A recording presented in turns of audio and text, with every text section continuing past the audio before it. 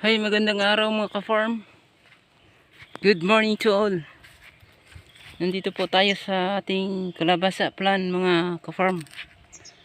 Diba ako po sa inyo nga noong isang araw nagpakita po ako kung paano magpahaka ng kalabasa mga 3 days ago from now mga kaidol. Tingnan nyo po ang aking nilagyan ng laking kalabasa. Lalaking bulaklak ng kalabasa mga kaidol. Tulad niyan mga kaidol, oh. Lalaki, di ba?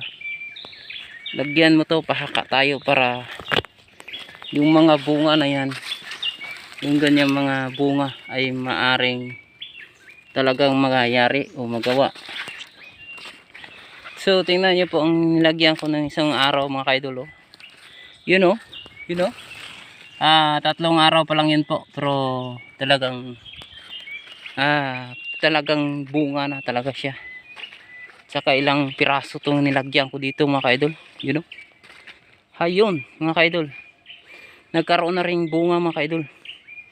Saka maganda talaga, effective. Yun mga kaidol, oh. Yan, nilagyan ko po to. Kahit tingnan natin sa loob, meron. Yun gagawin nyo sa mga kalabasa nyo mga kaidol, mga ka-farm. Pag namulaklak talaga, nalagyan yung mga lalaki or pahakaan nyo. Yun ang paraan kong ginagawa noon pa hanggang ngayon. So ngayon, bagong bulaklak lang itong kalabasa, pero marami ng mga bunga dahil nilagyan ko palagi yun mga kaidol, oh. 2 piraso yan, nilagyan ko yan. So ngayon lalaki na mga bunga kaidol, yun kaidol. So good morning inyo mga ka-farm. Itong kalabasaan namin, nilagyan ko to. Ayun, laki na. 2 piraso nilagyan ko dito, idol. So